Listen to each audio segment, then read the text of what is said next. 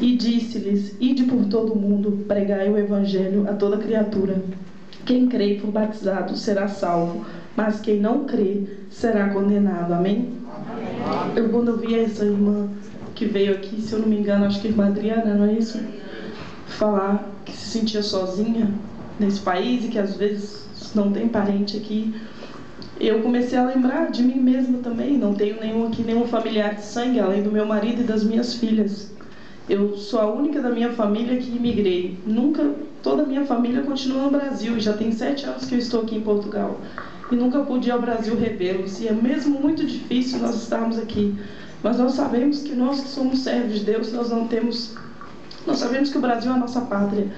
Mas nós não temos um lugar fixo, porque todos nós, irmãos, somos estrangeiros, quer na nossa terra, quer nas terras alheias. Todos nós somos estrangeiros, porque nós estamos nessa terra só de passagem. Amém. Aqui nós estamos só de passagem, essa terra não é nossa e nós também não vamos ficar aqui. Amém? Amém. Glória a Deus. E eu quero, irmãos, começar a falar dessa palavra, né? O Senhor nos trouxe. Os irmãos podem se assentar.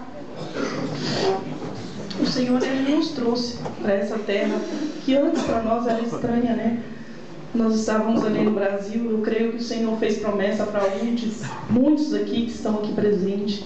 O Senhor falou que nos traria para esse lugar. Muitas pessoas vieram aqui debaixo da bênção do Senhor. Outros vieram por iniciativa própria, mas a maioria de nós viemos com uma promessa, né? Eu não sei os demais irmãos, mas o Senhor falou comigo que era para eu vir para esse lugar. E eu vim. Só que quando eu vim para cá, irmãos, eu falo, Deus sabe da sinceridade do meu coração. Eu não vim para fazer a obra de Deus. Eu não vim para pregar. Eu vim para ganhar dinheiro. Porque muitas pessoas falam assim: eu vim para Portugal para ganhar dinheiro. Só que agora nós vemos que esse país está atravessando uma crise tão grande. Muitas pessoas que veio para fazer a obra de Deus já estão indo embora. Aqueles que falavam: eu vim para pregar, porque Deus vai me usar, porque eu vou ganhar almas ali. Agora chegou a crise nesse país, muitas pessoas estão regressando ao Brasil. Deus também vai me usar lá. Deus também tem obra no Brasil. Só que a obra de Deus, irmãos, quando Ele nos chama, nós temos que fazer a obra dEle. Amém. Porque ai de nós se não fizermos. Amém? E eu quero entrar aqui na palavra de Deus, né? A palavra diz o seguinte: por todo mundo, pregai o evangelho a toda criatura. Nós temos visto, irmãos, que nós estamos vivendo dias muito difíceis, né? Tempos trabalhosos, como diz a palavra do Senhor. Cada vez que passa o mundo fica pior. Nós sabemos que nós não temos esperança de melhoras. Muitas pessoas procuram a paz, mas a paz nós só temos em Deus. Só a paz de Deus que nós temos, porque nós sabemos que a tendência é piorar, porque isso é bíblico. Nós sabemos que a palavra de Deus ela vai se cumprir, quer queiramos ou não. A Bíblia, Jesus falando: no mundo tereis aflições e sereis perseguidos. Então nós temos que estar preparados, irmãos, porque as coisas daqui para frente não vão ficar fáceis, mas todavia o povo de Deus sempre tem um livramento e escape. Amém?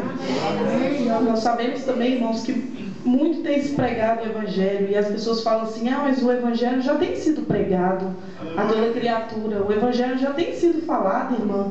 Como que você vem aqui dizer: ide por todo mundo e pregar o Evangelho? Os povos já estão sendo todos alcançados, porque hoje em dia nós temos tudo à mão. Nós temos a internet, nós temos rádio, televisão, temos tudo. Podemos facilmente falar da palavra de Deus em um lugar e o mundo inteiro ter acesso à palavra de Deus. E por que será que nós pensamos? E como que muitas pessoas ainda continuam perdidas, se nós temos tantos meios, tantos recursos para falar do amor de Deus, e muitas pessoas ainda não conheceram a Cristo, muitas pessoas ainda não chegaram a Cristo. Aleluia. Se nós temos tantos recursos, né?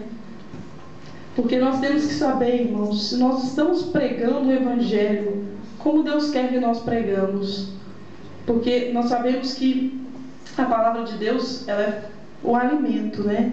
Amém. E se nós formos comparar um alimento puro, ele faz mais efeito. Se nós vamos beber um leite, e esse leite, se ele tiver água, ele não vai fazer o mesmo efeito no nosso organismo, porque vai sempre faltar alguma coisa.